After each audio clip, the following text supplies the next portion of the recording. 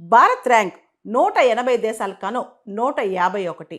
అయితే 2024లో భారత్ ర్యాంక్ 159.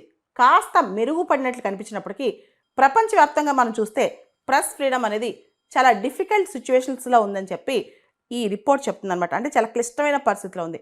ముఖ్యంగా ప్రెస్కి వెళ్ళే మీడియాకి వెళ్ళే ఫండింగ్ అనేది బాగా కట్ అవుతుందంట. మీడియా ఎకానమీ బాగా దెబ్బతింది. మనందరికీ తెలుసు మీడియా అనేది అడ్వర్టైజ్మెంట్స్ మీద ఎక్కువ రన్ అవుద్ది. న్యూస్ పేపర్ కానీ టీవీ కానీ ఎక్కువగా వాళ్ళకి రెవెన్యూస్ రావు. వాళ్ళంతా యాడ్ రెవెన్యూ మీద డిపెండ్ అవుతారనమాట.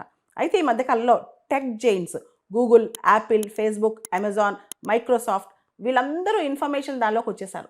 వీళ్ళందరూ కూడా విపరీతమైన ఇన్ఫర్మేషన్ ఇస్తున్నారు. చాలా యాడ్స్ వీళ్ళకి కూడా వెళ్తున్నాయి. కాబట్టి మీడియాకి వచ్చే అడ్వర్టైజ్మెంట్ రెవెన్యూ అనేది బాగా తగ్గిపోయింది అనమాట. దాంతోపాటు ఇంటర్నెట్ వచ్చిన తర్వాత అన్రెగ్యులేటెడ్ ప్లాట్ఫామ్స్, చాలా ప్లాట్ఫామ్స్ రెగ్యులేషన్స్ ఏమీ లేకుండా విపరీతంగా జర్నలిజంలోకి వచ్చేసాయన్నమాట. దాంతో చాలా దేశాల్లో ప్రెస్ ఫ్రీడమ్ అనేది చాలా కష్టంగా ఉంది. ముఖ్యంగా డబ్బులు ఉండట్లా, మీడియా దగ్గర మనీ ఉండట్లేదన్నమాట. కాబట్టి ఈ మనీ లేని మీడియా సంస్థలందరూ కూడా కార్పొరేట్ హౌసెస్కి, బిజినెస్ హౌసెస్కి, లేకపోతే పొలిటికల్ హౌసెస్కి వాళ్ళ సంస్థలు అమ్మేసుకుంటున్నారు. అంటే మీడియా ఒక స్వతంత్రత అనేది బాగా దెబ్బతింటుందన్నమాట.